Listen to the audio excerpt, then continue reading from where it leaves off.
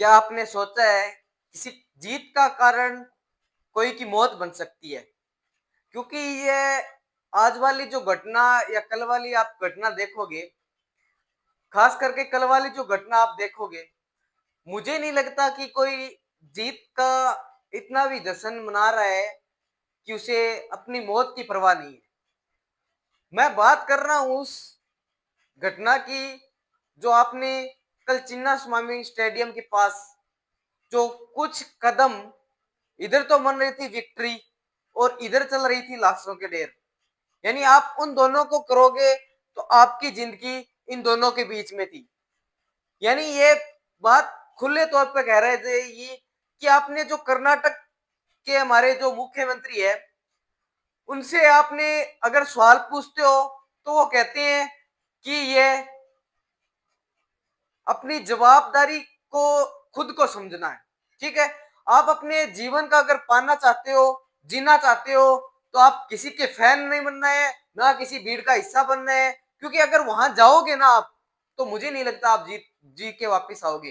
क्योंकि आज जो कल वाली घटना है ना, कल वाली आपको घटना को देखना, अगर आपको पता है कि जो टीम 18 साल से जीत के आ रही है, 18 साल से जीत के आ रही है और जिसकी फैन फॉलोइंग इतनी ज्यादा है, अगर आप उसके लिए अरेंजमेंट नहीं कर सकते तो आपने क्यों तो विक्ट्री परेड रखी, क्यों आपको ये खर्च करना पड़े।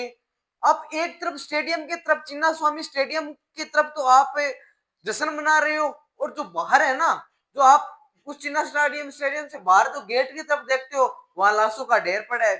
क्या उन 11 लोगों का कसूर था जो वहां देखने आए थे? क्या उनके माँ बाप वहां उनको 11 लोगों को जो स्पेशल गाला था, 11 की मौत हो गई और 33 घायल बता रहे जा रहे हैं। अभी रिपोर्ट तो यही समझ में आ रही है कि अब मैं ये कह रहा हूँ कि 11 लोगों की मौत के आपको आंकड़ा और देखने को मिलेगा। क्योंकि आपको पता है इतनी भीड़ है और जिसकी टीम की फैन फॉलोइंग इतनी है, तो आपको ये मान के चलना था, आपको कर्नाटक सरकार को ये सोचना था कि आपको आपके जो फंक्शन कर रहे हो उसको आप जो अरेंजमेंट नहीं कर सकते। अगर आपको अपनी जीवन जिंदगी जीना है तो आप न तो किसी के फैन बनो, न किसी के जो आपको किसी विक्ट्री परेड में जाना है। मैं आपको कह रहा हूं तो आपने गलत मान रखा है, मुझे पता है। क्योंकि आपको पता है कि हम आरसीबी की फैन है, तो इनमें आरसीबी वालों क्या कसूर है? ये आरसीबी वालों का कसूर नहीं है। आरसीबी वाले को मैं नहीं कह रहा कि आरसीबी वालों का कसूर है, बल्कि आप उन 11 जो मरे हैं उनके माँ बापों को सोचो। उसने उनकी आत्मा कितनी दुखी हो रही है। आप अपने ऊपर लेके देखो कि उनके द्वारा क्या क्या हो रहा था। ठीक है, अगर मैं बात करूं कर्नाटक सरकार की, तो आपको पता है आपने वहां विक्ट्री परेड रखी थी, तो आपको प्रशासन कहाँ था आपका? और क्यों आप कह रहे हो कि हमारा प्रशासन नहीं वही था, हमने ये नहीं किया? क्योंकि हम मरने के लिए पैदा हुए हैं। आप कभी तो कह देते हो प्रयागराज की तरह हो गया ना, प्रयागराज में हुआ था, तो क्यों हो रहा है ये मैं भारत सरकार और कर्नाटक सरकार दोनों से दरखास्त कर रहा हूं। क्योंकि आपको पता है जिन बच्चों ने 11, आप देखोगे ना तो आपको पता चलेगा जो 11, एक तो इतनी इतनी वीडियो विजुअल जो फोटो आ रही है, तो आपने वहां पे देखने लायक नहीं है। यानी कुछ छोटे बच्चों को लेके जा रहे हैं, किसी के पैर में चोट लगी है, कोई खत्म ही हो गया, किसी खून आ रहा है। इस प्रकार से आपने क्या बना रखा है? ठीक है, अगर मैं दूसरी बात करता हूँ, हाँ आरसीबी ने 18 साल से आपको इस बार ट्रॉफी जीती है। ठीक है, आपने अहमदाबाद के अहमदाबाद के नरेंद्र मोदी स्टेडियम में फाइनल खेलकर उनके द्वारा विक्ट्री परेड का ट्रेल ऐलान किया गया, यानी विक्ट्री परेड का ऐलान किया गया। और उनके जो कर्नाटक के मुख्यमंत्री उन्होंने विधानसभा में आपने वो फंक्शन वगैरह रखा। और आपको पता है कि हमारी जो फैन फॉलोइंग है इतनी ज्यादा है, तो आपने ये मानकर चलना है कि हम 18 साल से ट्रॉफी जीत के आए हैं, तो आगे आपको ये तो भी करना था कि हमारी जो पुलिस प्रशासन थी, आपसे अगर नहीं हो रहा था, आपकी स्टेट में पुलिस प्रशासन कम थी, तो आप अदर स्टेट से ले आते। अगर आपके पास इतना भी नहीं था तो क्यों उन 11 लोगों की मौत की गई है? यानी उन 11 लोगों को क्या कसूर था? और उन 33-34 लोगों को जो अभी घायल पड़े हैं उनका क्या कसूर था? क्या आपके पास इतनी नहीं है? तो आपके पास इतनी एलिजिबिलिटी नहीं है कि आप उनको सेट कर सको, या उनको आप गाइड दे सको, या उनको आप उस जनसंख्या या भीड़ को आप एक तरह से सेट नहीं कर सकते, तो क्यों करते हो ऐसे सब? क्यों ये विक्ट्री परेड वाला, या आपने पहले सुबह अनाउंसमेंट करते हैं आरसीबी वाले कि आप हम विक्ट्री परेड निकालेंगे, और दोपहर में उन्हीं सरकार के द्वारा आ जाता है या आपके द्वारा जो पुलिस प्रशासन के द्वारा विक्ट्री परेड कैंसिल हो गई है। क्या यही देश की जनता है?